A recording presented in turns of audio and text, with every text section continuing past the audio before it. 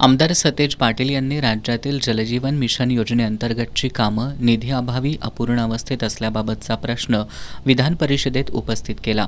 केंद्र आणि राज्य शासन यांच्या संयुक्त विद्यमानं राज्यात राबवल्या जाणाऱ्या जलजीवन मिशन योजनेअंतर्गत एकूण 51,560 पाणीपुरवठा मंजूर योजना आहेत. त्यापैकी 26,131 योजना पूर्ण झाल्यात, तर 25,429 योजनांना अजूनही केंद्र शासनाकडून निधी उपलब्ध झाला नसल्यामुळं या योजना अपूर्ण आहेत. त्याचबरोबर जलजीवन मिशनची कामं करणाऱ्या कंत्राटदारांची 34,000 कोटी रुपयांची देयकं प्रलंबित आहेत. या कंत्राटदारांच्या मागण्यांची पूर्तता न केल्यास महाराष्ट्र राज्य पाणीपुरवठादार कंत्राटदार संघटनेनं काम बंद करण्याचा इशारा दिलाय.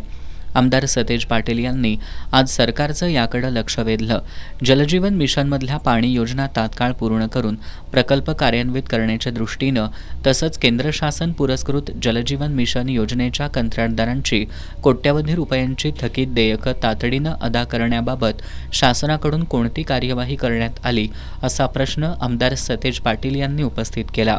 यावर उत्तर देताना पाणीपुरवठा आणि स्वच्छता मंत्री गुलाबराव पाटील यांनी राज्यातील जलजीवन मिशन योजनेतील बहुतांश कामं निधीअभावी अपूर्ण अवस्थेत असल्याचं मान्य केलं. जलजीवन मिशन योजनेअंतर्गत सप्टेंबर 2024 नंतर केंद्र सरकारचा हिस्साच मिळाला नसल्यानं राज्य सरकारनं सन 2024-25 आणि सन 2025-26 या वित्तीय वर्षामध्ये विशेष बाब म्हणून एकूण 4,831 कोटी 87,25,000 रुपये इतका निधी अंमलबजावणी यंत्रणेला उपलब्ध करून दिलाय.